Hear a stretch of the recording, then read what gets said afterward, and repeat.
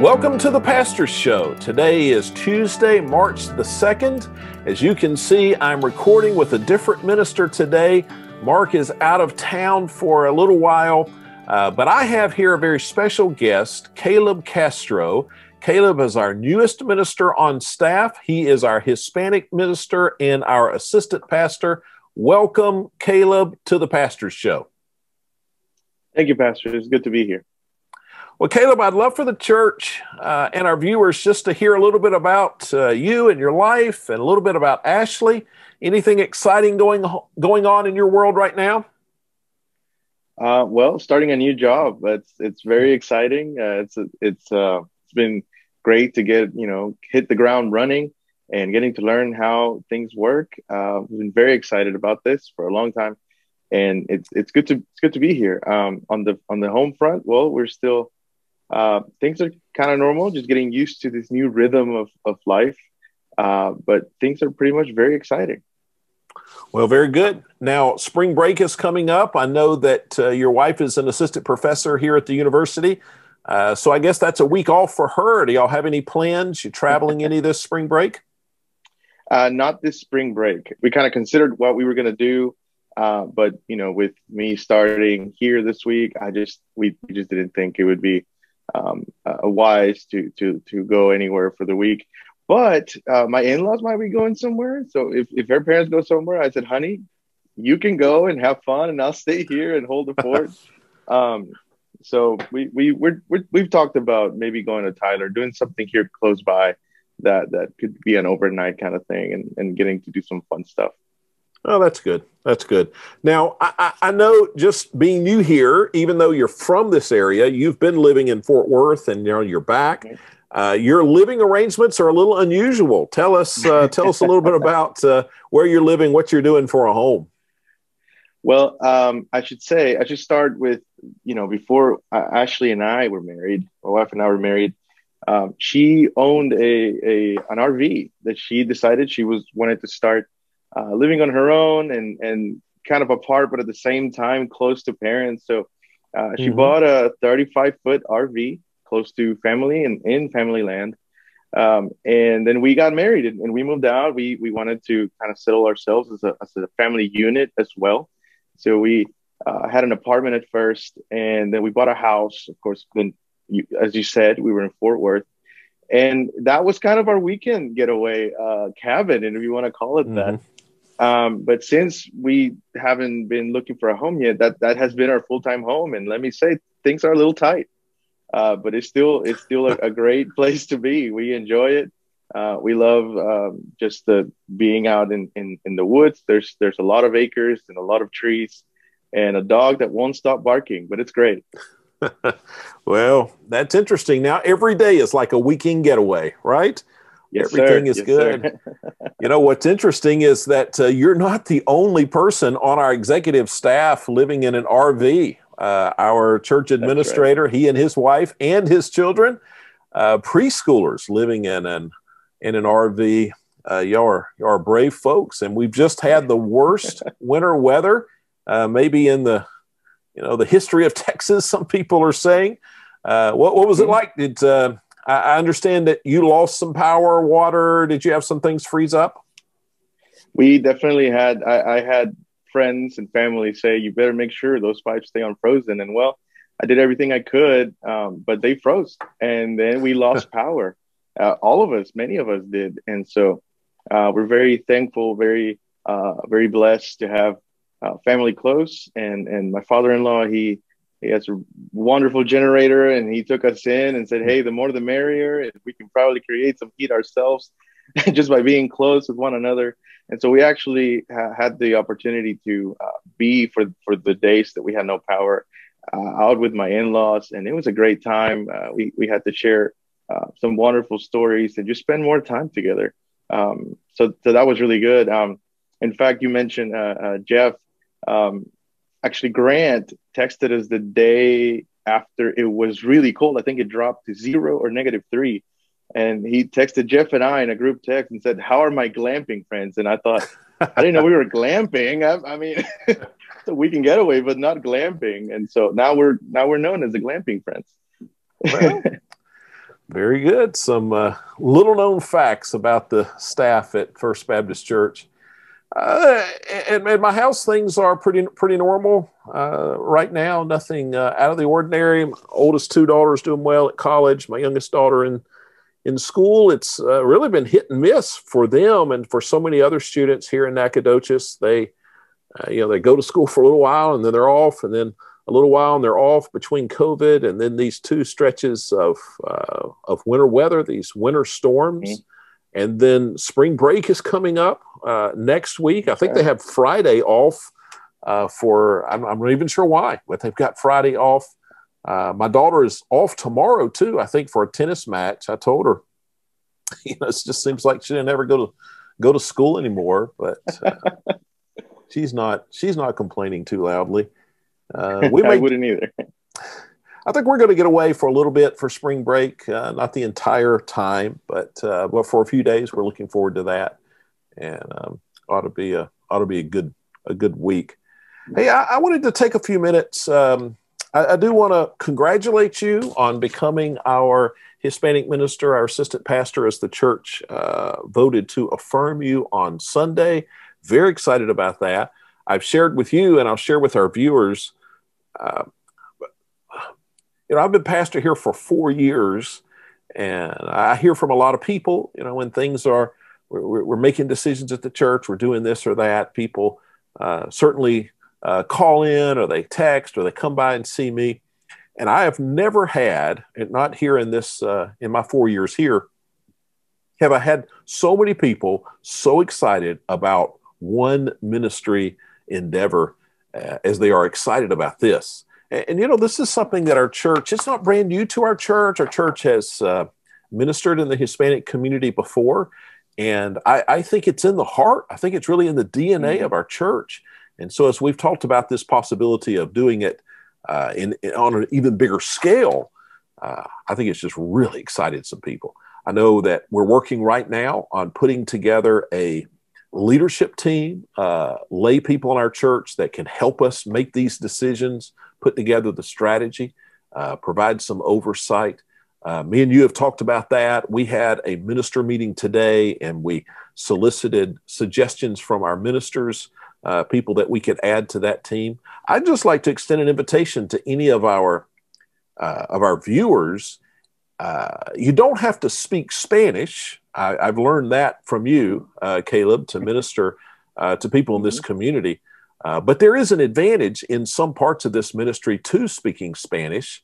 And I just don't know who all in our church is fluent in Spanish. And so if we have viewers, or if you know other members in our church who are fluent in Spanish, would you reach out and just let us know that is true of you? You could just email us here. Caleb, what is your church email address? My church email address is CALEB, Caleb, with C, at fbcnac.org. And we also set up another email to be forwarded to me. It's Espanol at fbcnac.org. So it's just ESPANOL at fbcnac.org. That will also get forwarded to me. In case someone just can't remember, just think, hey, Spanish, so Espanol, and email that at fbcnac.org, and that will come straight to me, and I will take care of whatever's going on. And we'd love to hear from you, as you said, Pastor. Well, that is good. That is good.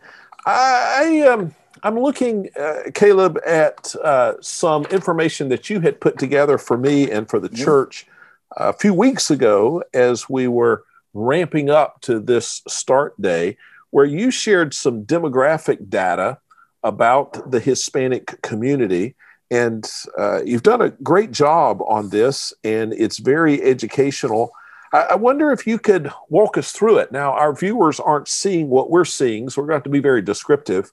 But talk about, in the beginning, what part of our population here in the greater Nacogdoches area, what part of our population is Hispanic? Yes. So what we're looking at is actually a graph that has different ethnicities in a pie chart. And the 20% of that pie is our Hispanic community in Nacogdoches. And it is the largest outside of the Anglo/white community. That's composed of 57%, which is, of course, the majority, as it should be. And then we have the 20% of Hispanic, and then from that it goes down to Black, African American, Asian, and so on. Very good. So go ahead. Sorry. Well, I was going to say, out of that 20%, what I attempted to do with all the information that we got, because this was and nobody needs to see all of this, but these were like 20 pages of information that we had to compile, and a lot of data that we had to put together. But what I wanted to do was to look at all that data that came in and pull out the most helpful information that could be useful to us as we minister to the Hispanic community here in Nacogdoches. And that's what we have in this document is that I gave to you is major concerns that the Hispanic community has, top reasons that they don't attend church. And what I found most interesting is that we all share a lot of these concerns or issues or worries. We're not so different. It's just a cultural aspect that separates us from one another sometimes. Well, that's very good. I think, to me, one of the most interesting statistics is one that you share here in the first paragraph, where you say that it is estimated that over 63%, and you're speaking of those in the Hispanic community, 63% are not involved in a religious congregation or community. What do we mean by that number? 63% of people that are not involved in a religious congregation or community. So basically what that number means is that the newer generations that are being born in the United States. A term that I like to use is Generation 1, Generation 2, Generation 3. They're growing up without the gospel. And there's families that are having children, and then they are having children, and that multiplication happens. And they're growing up without a gospel. And it happens at a pivotal moment when the Generation 1, the kids that are growing up here in the United States, our English becomes their primary language. Spanish has now become a secondary language. In school, they speak English all day. And their friends and any other activity that they do, everything they see through their phone, social media, reading materials, everything's in English. But they come home and the Spanish they have to switch, but they begin to lose it because now English is the primary language. Well, when they go to church, that means they try to read a Bible in Spanish from an old language they don't quite understand anymore. So they grow up without a gospel that they don't understand. They grow up without knowing Jesus and having a personal relationship with Jesus. And by the time they have children, well, they don't pass that down because to them, it was just something they did on Sundays. They didn't quite grasp it. They don't have a personal relationship with Jesus. And then it keeps going down from that. And so that 63% is a representation of that fact that if we are not giving the gospel and reaching out to those families, it's just going to keep getting bigger. But that's what that number represents, is a loss of passing on the gospel to people and trying, and it's more the tradition. We know that, but that's what that big number represents. And it's a scary number. Well, it really is. So 63% are not involved. That means 37% are. But we know, you and I know, I think our listeners would understand that of those 37%, all of those are not involved in what we would consider to be Bible-centered, gospel-focused churches, right? Would that be fair? A lot of different kinds of organizations today call themselves churches in every group, both in the both those that would be predominantly white and those that would minister to the Hispanic community. And so I think it's hard to say, well, this church falls in this category and this one falls into that category.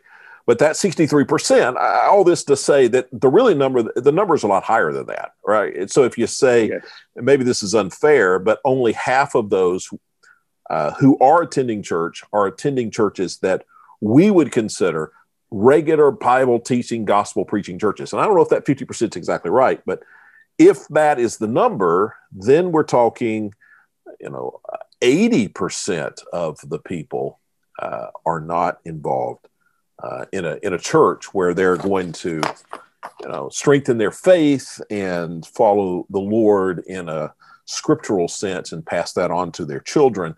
And you said another thing, and I don't know if this statistic is on this page or not, but you said not only is this the largest non-white ethnic group in Nacogdoches, but it is the fastest growing ethnic group. Did I hear you say that at some point? Yes, I did. In fact, it's in there in one of the sentences. It is the fastest growing. From 2012 to 2015, there was a pretty drastic jump. And then the data that I was looking at for 2019, there was a big drastic jump again. And then from 2019 to 2020, the numbers almost matched that of that other 3-year jump. And not all the data has been in. So it's only bigger. So it's almost like every time there was a jump, it multiplied by 2 or 3. And so the numbers are just rising. And I can't think of the right number at the top of my head. I apologize about that. But it is the fastest growing. That's for sure. Well, Caleb, if I could just share with you from the pastor's heart why I am so excited about this. I, of course, love our Hispanic brothers and sisters in Christ. There are so many opportunities in our community to reach people with the gospel. But what excites me the most is that God has placed our church strategically at this time in this location, right here in Nacogdoches County, right here in the midst. God has given us some resources. God has sent us a Hispanic leader like you. God has given our church, I think, a passion for this. And you put all those ingredients together, there's no question, in my mind, there's no question that this is the beginning of God doing something significant in this community. As you said, I think on a number of occasions, we need to stay humble. It's not about us. It's not about our strategy. It's not about our resources. It's not about our Hispanic minister. But we get to play a role in the most important thing that ever happens, people hearing and responding to the gospel of Jesus Christ. And, I think God has just placed our church on the edge, right on the precipice of this incredible opportunity. The lostness that can be eradicated with the gospel. I'm very excited about the future. There are a lot of things that we do here at the church that aren't unimportant and that we get excited about. Whether we start this new ministry or that new ministry, or we renovate or build, all those things are important because those become a means to an end. But there are a few things that we do that are so directly focused on what God has commanded our church to do, every church to do, as I believe this Hispanic ministry will be. And that's why I'm excited about it. Let me take just a moment or two, Caleb, and update our church on some things that are upcoming. One of the things that we're looking forward to is our annual Easter egg hunt. We were unable to do this last year because of some of the COVID restrictions. If people remember back, COVID was pretty new to us this time last year.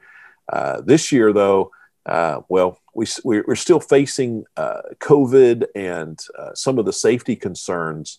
But I think we have a little better handle on how to handle that and how to keep people safe. And we are ready to go forward with Easter. I am thrilled about Easter and all the different parts of our Easter celebration here. And a part of that traditionally has been this big Easter egg hunt the Sunday before Easter, what we call Palm Sunday. And so the church will get more information about this in the next few weeks. When Melanie and her team put this together, I can remember my first Sunday, my first Easter here being a part of this or watching it. That's about all the part of it I had, but I was just amazed. It's not just an Easter egg hunt, but it is a gospel presentation, second to none. And so it'll be that again this year, but there's some things that people can do to help. Melanie told me today that we need 1 million little plastic eggs. And we also need pre-wrapped candy and treats. And so if you could help us with that at the different entrances of the church this week, in the Welcome Center, and I think also in the children's building, there will be some large tubs, some receptacles where you can bring those candies and treats and eggs, plastic eggs. And that will help her and her team get ready for that. And so we're very much looking forward to it. In the next 2 or 3 weeks, we have some special things that are going to be happening on Sunday, and we're just going to wait and let you experience it. But looking forward to something this Sunday, and then the next Sunday, and the next Sunday, 3 different things, but things that we're excited about. I shared with the church on Sunday that I'm going to be beginning soon a message series on Jesus, looking at Jesus through the lens of the fact that he is the perfect prophet, priest, and king. And in the Old Testament, the Bible talks about prophets. There are prophets in the Old Testament that God used to instruct his people and to warn them and a number of things. That's a very important role as we see in the Old Testament. And then there were priests. They're the ones who took the sacrifices to God for the sins of the people. And then there, of course, was the king. And we think about, well, the first king, King Saul. We think about King David and Solomon and right on down the line. And so all of those, the prophets, the priests, and the kings, served an important role right there in history. But they also looked forward to somebody else. See, there were a number of prophets, but none of those prophets were perfect. There were a number of priests, but those priests were not perfect, and their sacrifices were not perfect. There were a number of kings, but none of those kings reigned with godly glory. But Jesus came, and he fulfilled perfectly all 3 roles. He was the perfect prophet, bringing the good news of the Lord. He is the perfect priest, making sacrifice for our sins. And of course, he is the King of Kings. And we're going to talk about that leading right up to Easter. And so on Easter Sunday morning, we'll talk about Jesus is the King of Kings. So I'm very excited about that. We're going to add a service on Easter this year. Ordinarily, of course, it's Easter Sunday and we're packed. We expect a big crowd this year, but I know some people are going to be concerned about COVID restrictions, and some people may not come because they're just fearful that we're going to be packed in like sardines. So we're doing some things to both alleviate some of the crowding and also to provide a more COVID-sensitive opportunity for worship for some people. So we'll have our regular celebration worship at 10:15 and summit worship at 10:15. We're working on having overflow rooms for both of those services, and those overflow rooms will be COVID safe best we can. We'll make those rooms, and with multiple rooms, at least for the celebration service, and then at least one room, maybe more than one overflow room for the summit service. But in addition to that, that's a part of the normal schedule, even though we don't always have that many overflow rooms. Typically, we just have one overflow room for our celebration service and none for the summit. But in addition to those overflow rooms, we're adding a service at 8 a.m. So the way the schedule will look that day, 8 a.m. worship, and then 9 o'clock Sunday school, and then 10:15, we'll have both the celebration and the summit worship. Now, what will that 8 o'clock worship service look like? It's going to be a little shorter because we need to get out in time for people to get to their Sunday school classes. We can't bring in full choir and orchestra, so it won't look just like the regular celebration service, though it will be in the sanctuary. But I've talked to Tom, who is leading our worship in the celebration service, and he's going to come in and he's going to bring some instrumentalists, and he's going to lead us in some of these classic Easter hymns that everybody loves, and we'll spend a few minutes doing that. And then I'll bring the message, and then we'll have an invitation in that service. So that'll be the 8 o'clock service. Now, who's that service designed for? We're trying to accomplish two things. One is every person who will move from the 10:15 service to the 8 o'clock service, you have just freed up a seat for somebody in our church or community to come and worship with us at 10:15. So you have helped us out just by attending the 8 o'clock service. But also, the 8 o'clock service will be, there'll be plenty of room to spread out. And so if you are in one of the vulnerable populations and it's just not safe for you to be in a larger crowd, the 8 o'clock service will be perfect for you. So it gives people some options. Easter, I'm ready for Easter this year. It's been so long since we've been able, well, it's been a year. Well, it's been 2 years, I should say, since we have worshiped together as a faith family on Easter, and I'm looking forward to that. Caleb, thanks for joining us here for the Pastor's Show. I think Mark will be leading our Pastor's Show this next week, so we'll see him soon. And he'll be back. I think he'll be back tomorrow here in the office tomorrow, the next day. So looking forward to having him back. So thanks everybody for watching, and we will see you Sunday.